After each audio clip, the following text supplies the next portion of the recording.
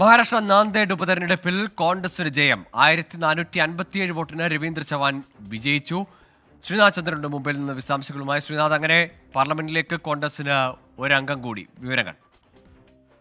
തീർച്ചയായും ഇഞ്ചോടിഞ്ച് പോരാട്ടത്തിനൊടുവിലാണ് ഇപ്പോൾ രവീന്ദ്ര ചവാൻ നാന്ദേഡ് ലോക്സഭാ സീറ്റിൽ ഇപ്പോൾ വിജയിക്കുന്നത്. വെറും 1457 വോട്ടിന്റെ ലീഡാണ് രവീന്ദ്ര ചവാൻ ഉള്ളത്. രണ്ടാമതുള്ള BJP സ്ഥാനാർത്ഥിയുമായി പല ഘട്ടങ്ങളിലും അദ്ദേഹം മത്സരത്തിൽ പുറകിൽ പോയിരുന്നു. ഏറ്റവും ഒടുവിലാണ് ഇഞ്ചോടിഞ്ച് പോരാട്ടത്തിനൊടുവിൽ അദ്ദേഹം ജയിക്കുന്നത്.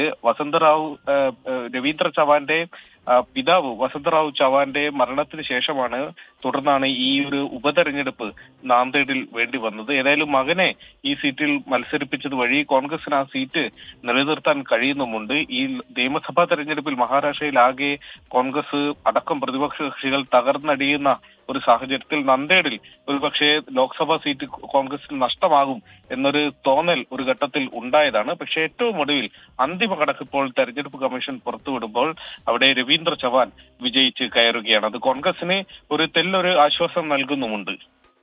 തീർച്ചയായും ശ്രീനാഥ് ചന്ദ്രനാണ് വിവരങ്ങൾ നൽകിയത്. മഹാരാഷ്ട്രയിലാകെ അടപടലം വലിയ തിരിച്ചടി നേരിട്ടപ്പോൾ നന്ദേഡ് ലോക്സഭാ ഉപതെരഞ്ഞെടുപ്പിൽ കോൺഗ്രസിനൊരു ജയം, ഒരു അംഗത്തെ കൂടി പാർലമെന്റിലേക്ക് എത്തിക്കാനാവുന്നതെന്നത് ആശ്വാസകരമാണ്.